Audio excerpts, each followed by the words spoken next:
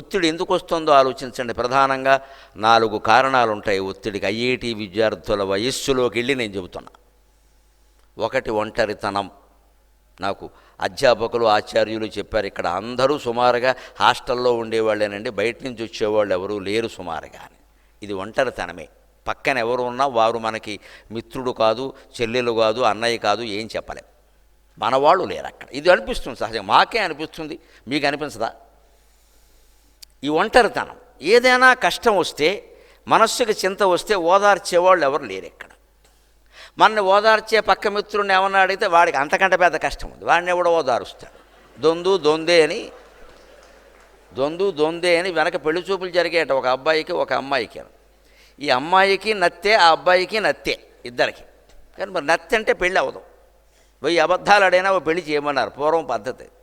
అందుకని ఈ అమ్మాయికి ఏం చెప్పారంటే, నువ్వు మాట్లాడక నోరు మూసు కూర్చో, ఏమన్నా సరే నవ్వేసి ఊరుకో, నవ్వు పడిపోతాడు అన్నాడు. నవ్వుకు పండబడవడో. ఆ అబ్బాయికి కూడా అది చెప్పారు వాళ్ళు చెప్పినట్టు వీళ్ళకి తెలియదు, వీళ్ళు చెప్పినట్టు వాళ్ళకి తెలియదు. మొత్తం మీద పెళ్ళి అయిపోయింది. ఇద్దరిని పల్లకీలో ఊరేగించి తీసుకెడుతున్నారు. అప్పట్లో మేనాలు ఉండేవి. అంటే ఈ ఊరు నుంచి ఆ ఊరు వెళ్ళడానికి మేనా అని. పల్లకీకి మేనాకి తేడా ఏమిటంటే, పల్లకి అంటే తలుపులు ఏమి ఉండవు, ఇలా తెరిచినట్టుగా ఉంటుంది దేవుడు పల్లకిలాగా. మేనా అంటే తలుపులు మూసి ఉంటాయి, వాళ్ళు గాలి ఇట్లేదన్నప్పుడు తీస్తారు అంతే. అలా తీసుకెడుతున్నారు. మధ్యలో చింత చెట్టు కనపడిందిట, అది బాగా పూసింది. దాంతో ఈ అమ్మాయి ఆగలేక తెంత ఎంత బాగా తూతిందో, ఎంత బాగా తూతిందో అందిట. ఈ అబ్బాయి కూడా ఆపుకోలేక తూతే తాళం వస్తే తోతదా అన్నాడు. వెంటనే ఈ పల్లకి మోసేవాళ్ళు పల్లకి దించి దొందే అన్నట్టు. ఒకరికొకరు సరిపోయారు అబ్బాయి, ఇందుకే గంతకు దగ్గర బొంత అంటారు తెలుగులోను. సరైన దానికి సరైన వాడు దొరికాడు, సరిపోయింది అన్నాడు. ఈ ఇద్దరిని తగులను గట్టిన బ్రహ్మను ఏర్పరి కదా అని చెప్పేశారంతే. మొత్తం మీద ఆపుకోలేదు కదా, బయటపడిపోయింది. చింత చెట్టు ఎంత బాగా పూసిందో అని ఏ అమ్మాయి అంటే, పూసే కాలం వస్తే పూయిదా అన్నాడు. ఆ మాట ఇలా అన్నారు, ఎంత బాగా తూతిందో అంటే తూతే తాళం వస్తే తోతదా అని. వీడి కిందవాడు కూడా శుభ్రంగా మాకు అర్థమైంది దొందే అన్నాడు. ఇదే దొందే. ఇప్పుడు 2-3 ఉన్నప్పుడు గదిలో ఆ ఇద్దరి యొక్క వయస్సు మనస్తత్వం ఒకటైతే ఎవరు ఓదారుస్తారండి? అందుకే నేను ఇదే సందర్భంలో ఒక్క మాట మీకు నచ్చినా నచ్చకపోయినా చెబుతానమ్మా. ఖచ్చితంగా పెళ్లి కొడుక్కి పెళ్లి కూతురికి 5 ఏళ్ళు వయోభేదం ఉండాలండి. అలా ఉన్న పెళ్ళిళ్ళే చాలా బాగుంటాయి. కనీసం 5. ఇది మీకు నచ్చే మాట కాదు, చప్పట్లు కొట్టలేరు నాకు తెలుసు, అయినా చెబుతా.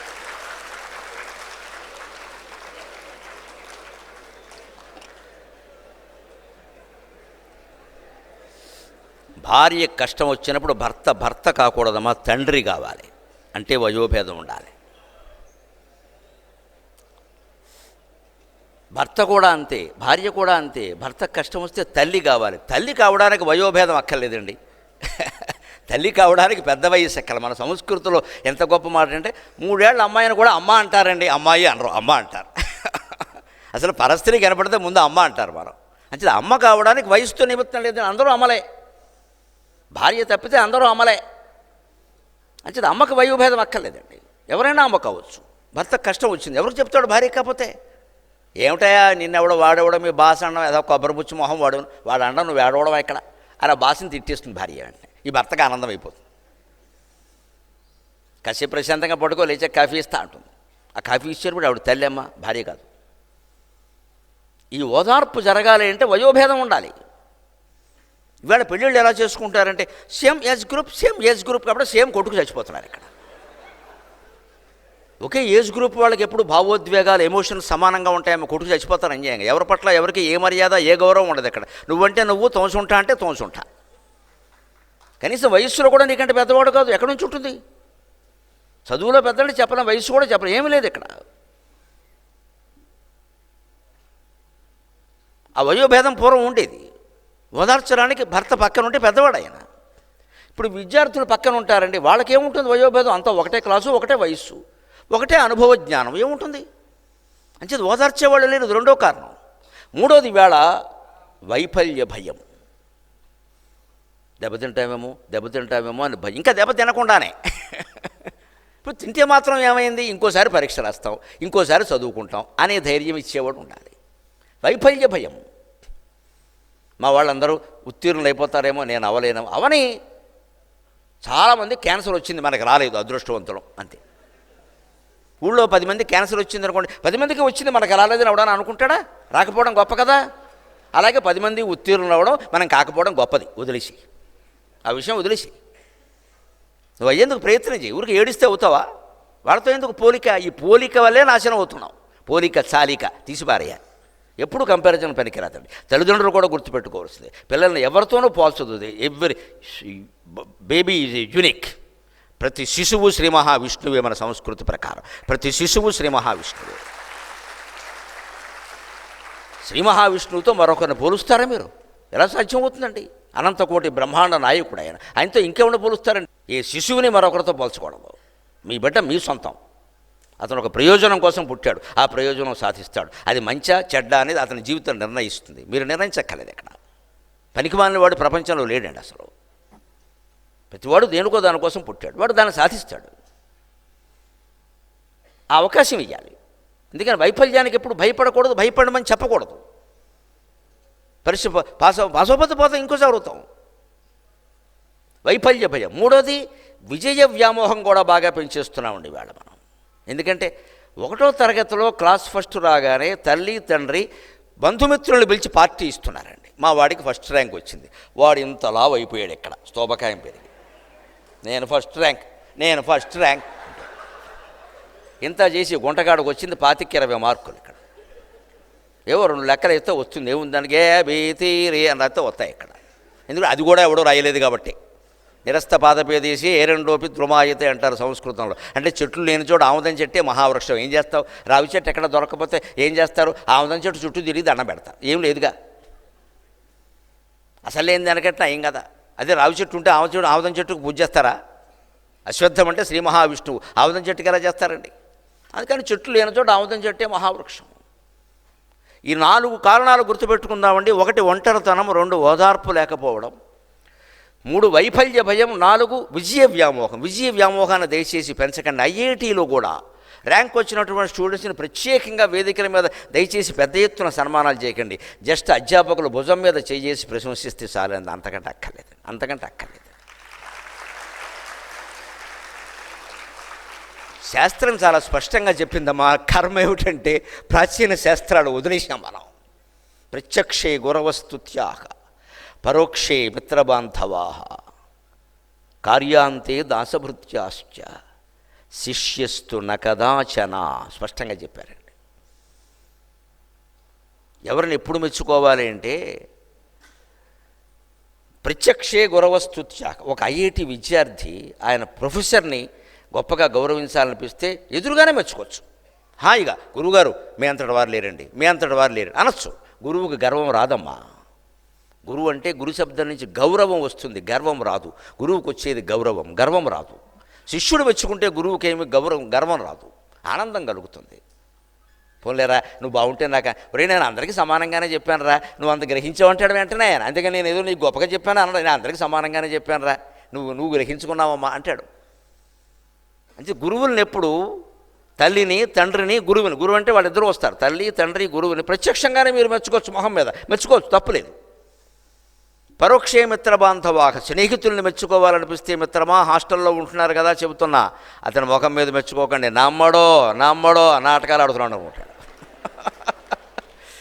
ఆ స్నేహితుడు చేసిందో, నీకు ఏదైనా స్నేహితురాలు చేసిందో నీకు నచ్చితే మరొకరి దగ్గర చెప్పు ఆ విషయాన్ని. మరి మొన్న జ్వరం వస్తే వాడు వచ్చాడరా, ఎంత సేవ చేసాడరా నిజంగా అని ఇంకొకరి దగ్గర చెప్పు.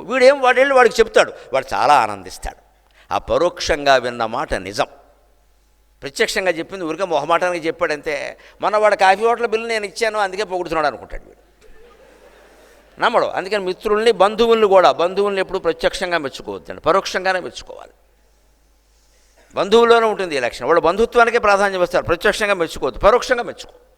ఎవరి దగ్గర మెచ్చుకో. నా తోడుకోళ్ళు మొన్న వచ్చి మా ఇంట్లో చిన్న ఇబ్బంది వస్తే ఎంత సేవ చేసిందో అని తోడుకోళ్ళ మొహం మీద కాదమ్మా, ఆడపడుచు దగ్గర మెచ్చుకోండి. ఎలాగోలా తెలిసిపోతుంది. ఇప్పుడు మనం అర్జెంటుగా ఫేస్బుక్లో పెట్టి చెప్పక్కర్లేదు ఆ విషయాన్ని. ఇప్పుడు అదో పెద్ద జబ్బు వచ్చింది, ప్రతి ఇది అందులో పెట్టేయడం బట్టి ఇక్కడ ప్రతి ఫేస్బుక్ అయిపోయింది. అవసరమే తెలుస్తుంది.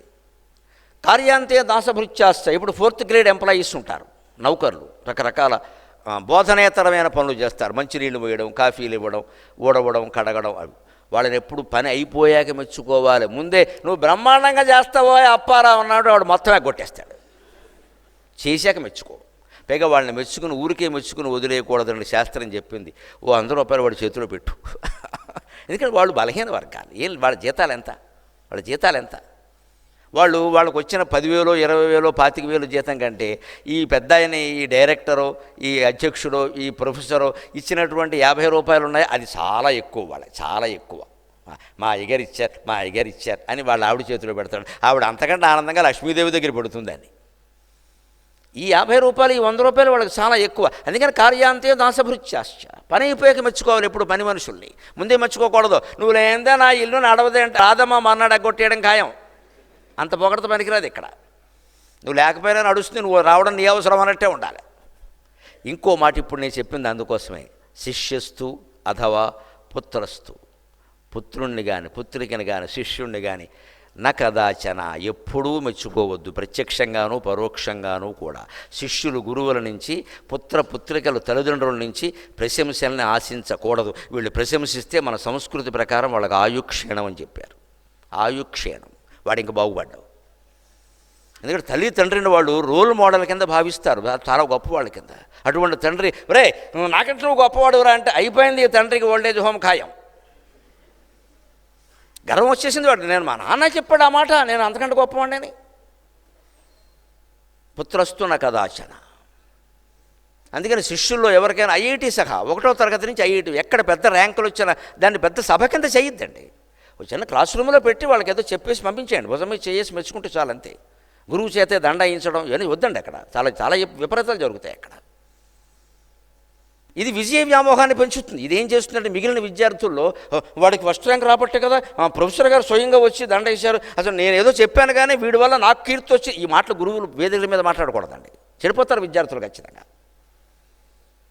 నేను చెప్పిన చాలామందికి చెప్పాను, కాస్త వాడు ఏదో గ్రహించాడు అనే ఉండాలి తప్ప వీడు నాకంటే మేధావి అని మెచ్చుకోకూడదండి. ద్రోణాచార్యుడు ఎంత గొప్ప గురువు అయినా అర్జునుడిని ముఖం మీద మెచ్చుకోలేదు, పరోక్షంలోనే మెచ్చుకున్నాడు. అది ఆ పరోక్షంలో మెచ్చుకోవడం కూడా ఆయన ఇబ్బంది పెట్టేసింది. నేను జగదేక వీరుని చేస్తా అన్నాడు. కొంపలు అంటుకున్నాయి. ఏకలవ్యుడు ఈయనకంటే వీరుడని తెలిసింది, బొట్టనవేలు కోసేమని చెప్పాడు ఆయన. గొడవలు అయిపోయినాయి. ఈ మాట అనకుండా ఉంటే లేదుగా. పాపం అంతా ఎవరికి వచ్చింది? ద్రోణాచార్యుడికి వచ్చింది. గురువు అయి ఉండి ఇలా చేస్తాడా అని. ఎందుకు వచ్చింది? అర్జునుని జగదేక వీరుని చేస్తాను అంటే ఎందుకు వచ్చింది? అవసరం ఏంటండి? ఈయన జగదేక వీరుడు, ఈయనకు అతిలోక సుందరం లేకపోతే ద్రోణాచార్యుడికి ఏమైనా నష్టమా? ఎందుకనాలి? దీన్ని ఓవర్ యాక్షన్ అంటారు ఇంగ్లీషులో. గురువును పాఠం చెప్పమన్నారు కానీ ఈ పొగడ్తలని చెప్పమన్నారు ఇక్కడ. నేను జగదేక వీరుని చేస్తా, నీకెందుకు ఆ పని? మన పరిమితిని మనం మర్చిపోతామండి ఖచ్చితంగా. ఈ 4 కారణాలు అవుతున్నాయి కదా. ఇంకా ఒత్తిడి పెరగడానికి ప్రధాన కారణం చూడండి. ఒక గ్లాసులో నీళ్లు తీసుకోండి, నీళ్ళు ఇలా పట్టుకోండి. ఏం బరువు ఉంటాయండి గ్లాసులో నీళ్లు? గ్లాసులు బరువే ఉంటాయి అంతే కదా. ఓ 50 గ్రాములు ఉంటాయి, అవి కూడా ఉండవు. కానీ ఆ గ్లాసు నీళ్లు పట్టుకుని అతన్ని అలా ఉండమని చెప్పండి. నేను వచ్చే వరకు కదలొద్దని చెప్పండి.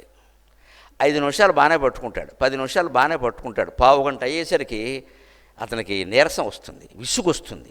అప్పుడు ఈ గ్లాసు నీళ్లు అతనికి హిమాలయ పర్వతంలా కనపడతాయి. ఒత్తిడి అక్కడ ఉంటుంది, అంత బరువు వస్తాయి. అదే గ్లాసు నీళ్లు ఇంతకు ముందు కొలిచినా, ఇప్పుడు కొలిచినా, పావు గంట తర్వాత కొలిచినా, 3 గంటల తర్వాత కొలిచినా ఆ గ్లాసు నీళ్ల బరువే. అది 50 గ్రాములే. గ్లాసు మారలేదు, నీళ్లు మారలేదు, రంగు మారలేదు, కానీ ఇతని బుద్ధి మారింది. అందుకని ఒత్తిడి పెరిగింది పని మీద.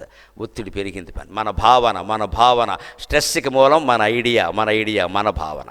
స్ట్రెస్ ఫీల్ అవుతున్నాం అంట. అందుకని స్ట్రెస్ ఈజ్ నాట్ ఎగ్జిబిటింగ్, అదేం కనపట్లేదండి. Stress is not appearing, stress you are feeling. Stress అనేది నీ ఫీలింగ్లో ఉంది కానీ అపీరింగ్ ఏం లేదు అక్కడ. స్ట్రెస్ అనేది ఎక్కడ లేదండి, మనకి కనపట్లేదు. నువ్వు అనుకుంటున్నావు ఉందని. నువ్వు అనుకోవడం వల్ల వస్తుంది అంటే అనుకోవడం మానేయి. మన ఎప్పుడో 3 నెలల క్రితం నన్ను ఎవరో అడిగారు, ఈ మధ్య నేను అనుకున్నవేమీ అవ్వట్లేదండి, ఏం చేయాలన్నాడు. అనుకోవడం మానే అన్నీ అవుతాయని చెప్పాను. నువ్వు అనుకున్నవన్నీ అవ్వడానికి నువ్వేనా చతుర్ముఖ బ్రహ్మవా? ఆయన అనుకున్నావు కూడా అవలా. ఎందుకు అవ్వాలండి? ఈయన మహాత్మా గాంధీయా, సుభాష్ చంద్రబోసా? ఎందుకు అవ్వాలి? నేను అనుకున్నవి అవ్వట్లేదు, అవ్వవు. అంటే ఆయన ఉద్దేశం నేనేదో పూజో పురస్కారం చెప్పేస్తే అదేదో పావేద్దాం, గడపకు పసుపు పావేద్దామని, నాకు 1000 రూపాయలు ఇచ్చేద్దాం. ఈ తుటి సలహాలు నేను చెప్పను. అసలు నువ్వు అనుకోవడం మానే. ఏదైందో అదే అనుకో, అయ్యాక గొడవలేదు. ఏది అయిందో అదే అనుకో, అవ్వకముందు ఎందుకు అనుకుంటున్నావు? ఏదో అనుకోవడం, అది అయిపోవాలనుకోవడం, అవ్వకపోయేసరికి రకరకాల కోతలన్నీ కూసేయడం, కచ్చగట్టేయడం, గొడవలు పెరిగిపోవడం. ఇక్కడ అన్నీ అనుకున్నట్టు అవుతాయా? కొంచెం తేడాలు వస్తాయండి, ఓపిక పట్టాలి. ఇదే మూలం. అంటే గ్లాసు నీళ్లు బరువు ఎందుకు అయ్యాయండి? అంతసేపు నిలబెట్టడం వల్ల అయ్యాయి, కానీ గ్లాసు బరువు కాదు. అంటే పనిలో మార్పు రావాలి. గమనించండి, ఒత్తిడి ఎప్పుడు పోవాలంటే పనిలో మార్పు రావాలి. అంతే చదువుతుంటే మీకు ఒత్తిడి అనిపించింది అనుకోండి, ఆ కాసేపు పుస్తకం మూసేయండి, ప్రమాదం లేదు. పుస్తకం మూసి హాయిగా బయటికి వెళ్ళండి, కాస్త నిండా అని శ్వాస పీల్చుకోండి. పచ్చని చెట్టును చూడండి, ఎగిరే చిలకని చూడండి. మనుషుల్లో చిలకలను చూడకండి, పక్షి చిలకలనే చూడండి. మనుషుల్లో చిలకలను చూస్తే ఒత్తిడి బాగా పెరుగుతుంది. ఈ మధ్య నేను ఎక్కడ ఒక ప్రవచనం చెప్పడానికి ఒక పట్టణానికి వెళ్ళాను. అక్కడ నాకు ఇచ్చిన హోటల్ గది పక్కనే శివాలయం ఉంది. ఆ గది అడుగుతూ ఉంటాను నేను, ఎందుకంటే శివాలయం తెల్లారు లేవగానే కనపడుతుంది, దండం పెట్టుకోవచ్చు, ఊరికే ధమ్మోహాల కంటే శివాలయం మంచిది కదా అని అక్కడ ఇవ్వండి అంటే వాళ్ళు ఇస్తారు పాపం. ఆ రోజు శనివారం, త్రయోదశి కూడా అయింది. నేను పొద్దున్న నాకంత గుర్తులేకని తీసి సంకల్పం చెప్పుకుంటుంటే త్రయోదశి శనివారం అని వచ్చింది. ఎదురుగా చూశా, శివాలయం ఉంది, ప్రదక్షిణలు చేస్తారు కదా, శివుడు చుట్టూ ఒక్కడ తిరగట్లేదండి వీళ్ళు, ఇళ్ళు బంగారంగా నవగ్రహాల చుట్టూ తిరుగుతున్నారు. ఇప్పుడు అందరికీ అది ఒకటి పట్టుకుందిగా బాగా. ఆ నవగ్రహాలు 9 కలిపేసి చిన్న బొట్టలో పెట్టినట్టు పెట్టారు అక్కడ. అంతే, ఏం పెడతారు అక్కడ? శివాలయం అంతా ఉండదు, ఓ పక్కనే. ఆ చుట్టూ తిరగడానికి కూడా సందు తక్కువ అని తిరిగేస్తున్నారు, 25 మంది తిరిగేస్తున్నారు ఆ సందులో. నేను అనుకున్నా, శివుడి కంటే వీళ్ళకి నవగ్రహాల భయం ఎక్కువైపోయిందిరా. ఈ సూర్యుడు చంద్రుడు అందరూ ఎవరండి? సూర్యుడు చంద్రుడు ఉంది. సూర్య శశాంకవన్య నయనం. శివుని యొక్క ఒక కన్ను సూర్యుడు, రెండో కన్ను చంద్రుడు, మూడో కన్ను అగ్ని. నువ్వు నవగ్రహాల చుట్టూ తిరగడం ఎందుకే? శివుడు చుట్టూ తిరగడం మానేసి. నీకు ఎవడు మేనేజరో ఎవడు ప్యూనో కూడా తెలియట్లేదు ఇక్కడ. నీకు ప్రిన్సిపాల్కి ప్యూన్కి తేడా తెలియట్లే. నీకు ప్రిన్సిపాల్ స్వయంగా తెలిసిన ప్రిన్సిపాల్ అడుగు, ప్యూన్ ఎందుకు అడుగుతావు ఇక్కడ? ప్రిన్సిపాల్ ప్యూన్ని పిలిపిస్తాడు. మన ప్రిన్సిపాల్తో మాట్లాడడానికి వెళ్ళినప్పుడు మన ఎందుకు ఆయనకి అనుబంధం బాగుంటే టీ తెమ్మంటే ఆయన తెప్పిస్తాడండి. నువ్వు ప్యూని పిలుస్తావేటి ఇక్కడ? ఆయన తెప్పిస్తాడు. ఆయన తెప్పిస్తే అది గురుగారు వచ్చే టీ ఆ టీ రుచి వేరుగా ఉంటుంది అక్కడ, నువ్వు తెమ్మంటే వేరుగా ఉంటుంది, డబ్బులు ఇమ్మంటాడు. అదే ప్రిన్సిపాల్ తెప్పిస్తే డబ్బులు అడగడం అంతే. ఆ గౌరవం అంతే. నవగ్రహాల చుట్టూ తిరుగుతుందని చూశా. అందులో ఓ 20 ఏళ్ల కుర్రాడు ఉన్నాడు. ఓ వీడికేం శని పెట్టిందో అనుకున్నాను నేను. కొంచెం వాళ్ళ మీద ఉంటుంది నా దృష్టి ఎంతసేపు. దేశానికి మూలం వాళ్లే కదండి, మేమేముంది ఇక్కడ 65 ఏళ్ళు దాటిన వాళ్ళం. 20, 25, 30 నుంచి 40 వరకు వాళ్ళ దృష్టి నాకు ఆ అమ్మాయిల అబ్బాయిల మీద ఉంటుంది. వీళ్ళే కదా ఉపయోగపడేది, వీళ్ళకి ఏదైనా మంచి మాటలు చెప్తే బాగుంటారు. ఓ 20, 22 ఏళ్ళు ఉంటే తిరుగుతున్నాడు. ఏమిటో వీడికి ఏం పట్టిందో అని తిరుగుతున్నా. ఉన్నట్టుండి నేను చూస్తుంటే ఆర్బిట్ మార్చాడు, కక్ష్య మార్చాడు, చంద్రయాన్ 2 లాగా. ఎందుకు మార్చాడని చూశా. ఇంతకుముందు వాడు ఒక 70 ఏళ్ళ ఆవిడ వెనకాల తిరుగుతున్నాడు, ఇప్పుడు 20 ఏళ్ళ అమ్మాయి వచ్చింది అక్కడికి. ఆర్బిట్ మార్చాడు.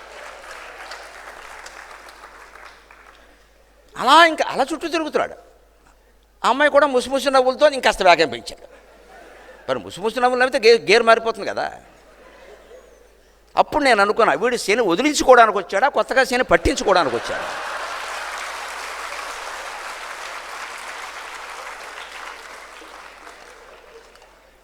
ఇప్పుడు ఇదివరకు వీళ్ళకి జాతకాలు చెప్పిన వాళ్ళు పట్టిన శనిని, నవగ్రహాల శని ఎవడైనా వదిలించుకోగలడేమో, ఈ శని ఎవడు వదిలిస్తాడు? నువ్వే పట్టించుకుంటున్నావు అవదంలాగా.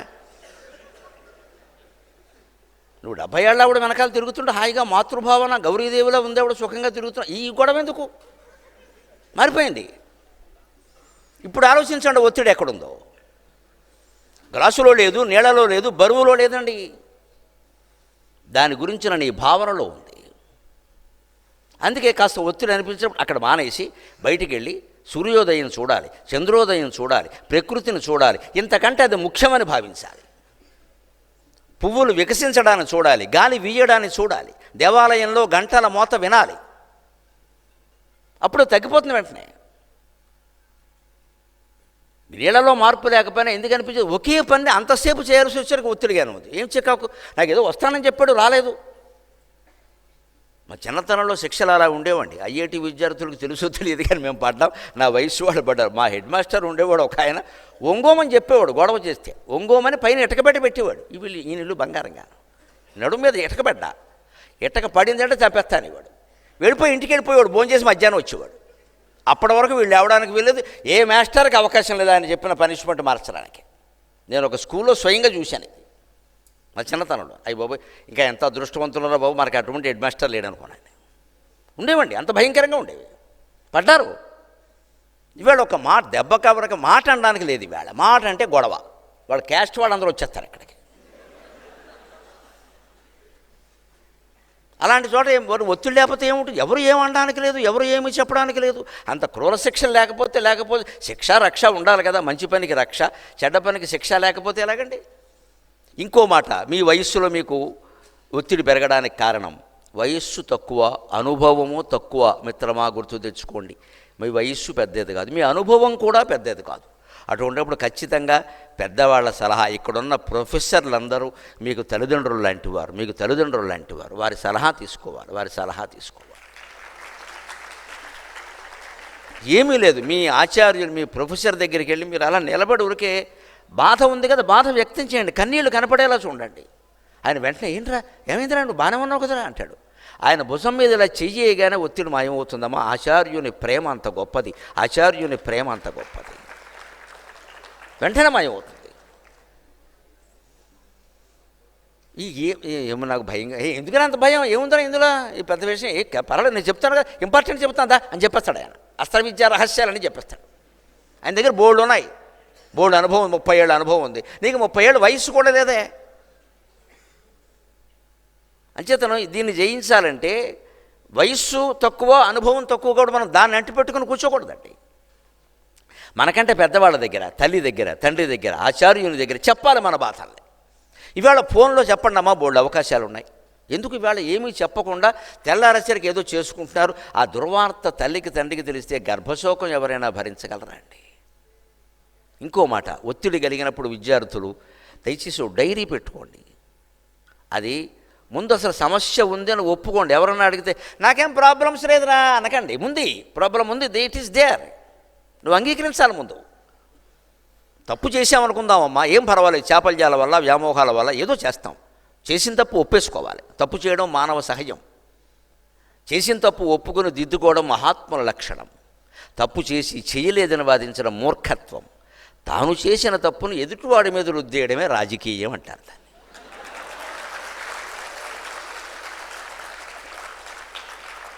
తాను చేసి తాను మింగేశానని ఒప్పుకోకపోగా వాడు మింగేశాడంటాడు. ఇది రాజకీయం. అంత దుర్మార్గపు అవస్థకి మనం వెళ్ళకూడదండి. మూడో అవస్థ కూడా పనికిరాదు, మూర్ఖత్వం. తప్పు చేసి చేయలేదని ఎందుకు వాదిస్తున్నావు? నువ్వు ఎన్ని అబద్ధాలు చెప్పినా అది బయటపడుతుంది. అంతకంటే ఒప్పేసుకుని అవునండి చిన్న వయసులో తెలియక చేశాను, క్షమించండి, అయిపోయా. ఒక 2 రోజులు తలంచుకుంటాం, మిగిలిన 1,000,000 రోజులు నిస్సందేహంగా నిశ్చింతగా బతుకుతామండి. పైగా తప్పు ఒప్పుకునేవాడు మహాత్ముడు అంత గొప్పవాడు అన్నారు. మన తప్పు మనం ఒప్పుకోకపోగా ఎదుటి వాళ్ళ మీద వృద్ధి చేస్తూ ఉంటాం. ఇది ఎక్కడ రాజకీయం? ముందు సమస్య ఉంది అని ఒప్పుకోవాలి. ఆరోగ్యం కావచ్చు, ఇంకేదైనా కావచ్చు. దాన్ని రాసుకోవాలి. అవసరమైతే ఓ డైరీ పెట్టి కాగితం మీద రాసుకోవాలి, నాకు ఈ సమస్య, ఐ హ్యావ్ దిస్ ప్రాబ్లం, దీనికి పరిష్కారం మనకు తెలుసున్నవేవో మనమే రాసుకోవచ్చు. లేదు ఎవరైనా పెద్దవాళ్ళని అడిగితే వాళ్ళు చెప్తారు, రాయ్ అందులో ఏది చేయగలవో అది చెయ్యి. కొన్ని చేయగలిగిన ఉంటే కొన్ని అసాధ్యాలు, చేయగలిగింది చెయ్యి. దాన్ని పరిష్కరించుకోవడానికి చిన్నవి ఉంటాయి. చిన్నవి ముందు రై ఇంట్లో పడుకోకుండా ఊరికే అలా ముసుగెట్టుకు పడుకోని కాస్త బయటికి రారా అంటాడు, కూర్చో బయటికి వెళ్ళిపో. లేదు ఇంట్లోనే సాధారణంగా మనకు కొంచెం మనస్సు బాగా లేనప్పుడు ఏం చేస్తాం తెలిసి మనకు దుర్లక్షణం, స్నానం కూడా చెయ్యం. అది పెద్ద దిక్కుమాలిన సర్ది అంటారు. ఈ దుఃఖమేమో ఒక తద్దినం, ఆ స్నానం చేయకపోవడం మాలయ పక్షాల్లో మహా తద్దినం. అది దీనికి అధికంగా తద్దినం పెట్టాడు. ఎప్పుడు బాగులేనప్పుడు స్నానం చేయకుండా అలా పడుకోకూడదండి. వేణీళ్ళు స్నానం చేసేయాలి శుభ్రంగా. మరి డాక్టర్లు ఏదైనా స్నానం పనికిరాదని చెబితే తప్ప, లేకపోతే వేణీళ్ళు స్నానం చేసేయాలి. గోరువెచ్చటి నీళ్ళు శుభ్రంగా. ఉతికిన బట్టలు కట్టుకోవాలి, బనీని సహా అన్నీ మార్చేయవలసింది. ఏదో పాత కొట్లు వేసుకుని తిరగద్దు ఇక్కడ. శుభ్రంగా నీకు నచ్చిన ప్యాంట్ వేసుకో, నీకు నచ్చినటువంటి వస్త్రధారణ చేసుకో, హాయిగా వేసుకో. హాల్లో కూర్చో, ఫ్యాన్ 5లో పెట్టేయి, లెగ్గేసి శుభ్రంగా ఇలా కూర్చో. 5 నిమిషాల్లో నీ ఒత్తిడి పోతుంది.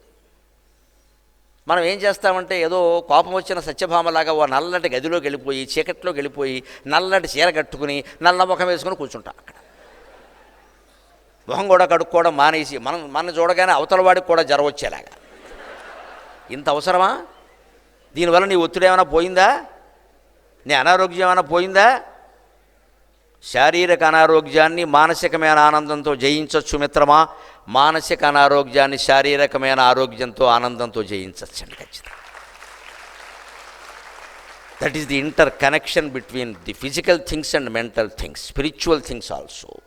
ఈ ఫిజికల్ థింగ్స్, మెంటల్ థింగ్స్, ఈ రెండింటికి మధ్యలో కనెక్షన్ స్పిరిచువాలిటీ, ఆధ్యాత్మికత ఒక connection. Physics leads to philosophy. మీరు ఫిజిక్స్ని ఎంత తీవ్రంగా ఎంత లోతుగా అయినా చదవండి, చివరికి అది వేదాంతం ఉపనిషత్తుల్లో కొడుతుంది అది. Physics leads to philosophy. అందుకే నన్ను ఎవరో సరదాగా అవధానం చేస్తుంటే అడిగారు, ఫిజిక్స్ లీడ్స్ టు ఫిలాసఫీ, మరి మెటాఫిజిక్స్ ఏమిటో? అది మెట్ట వేదాంతం అని చెప్పాను. అదొకటి ఉందిగా, ఏదో చెబుతాం అప్రస్తుతంలో సరదాగా అంతే. ఇది వేదాంతం, అది మెట్ట వేదాంతం. మెటాఫిజిక్స్ అంటే మెట్ట వేదాంతం. పో, ఏ శాస్త్రం నువ్వు చదివినా అంతిమంగా వేదాంతంలో ఏకమేవ అద్వితీయం బ్రహ్మ. ఇంకో మాట లేదండి ఇక్కడ.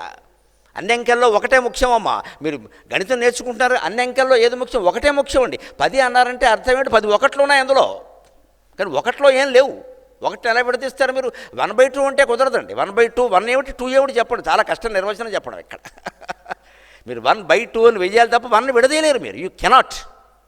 ఆ విడదీయలేని ఏకమేవ అద్వితీయం బ్రహ్మనే పరమాత్మ అంటారు, దాన్నే దైవం అంటారు. అదే అర్థమైతే సిద్ధాంతం. గణితం అర్థమైతే అగణితమైన పరమాత్మతత్వం అర్థమవుతుంది. గణితంలోనే ఉందంత. ఒకటే మూలం. 2 అన్నారంటే మీరు 2 ఒకట్లు ఉన్నాయి, 3 అన్నారంటే 3 ఒకట్లు ఉన్నాయి. 1 లేకుండా 3 లేదు, 3 లేకుండా 1 ఉంటుంది. అంచేది సృష్టి లేకపోయినా భగవంతుడు ఉంటాడు, భగవంతుడు లేకుండా సృష్టి ఉండదండి. అది ఖచ్చితంగా లెక్కలు తీసింది. సృష్టి లేకపోయినా భగవంతుడు ఉంటాడు, భగవంతుడు లేకుండా సృష్టి ఉండదు. 1 లేకుండా మిగిలిన అంకెలు ఉండవు, మిగిలిన అంకెలు లేకపోయినా 1 ఉంటుంది. ఆ 1 తత్వం పట్టుకుంటే ఏకమేవ అద్వితీయం బ్రహ్మ అర్థమైంది. అంతా ఒకటే కదా. నువ్వేంటి ఇక్కడ నేనేదో సాధించాలని ఎందుకు అనుకుంటున్నావంటే నువ్వు ప్రత్యేకం అనుకోబట్టి, లేకపోతే మానయి ఏముండదు. దాన్ని మనం సాధించగలగాలి ఖచ్చితంగా. అలా ఒప్పుకోవాలి, పంచుకోవాలి, రాసుకోవాలి.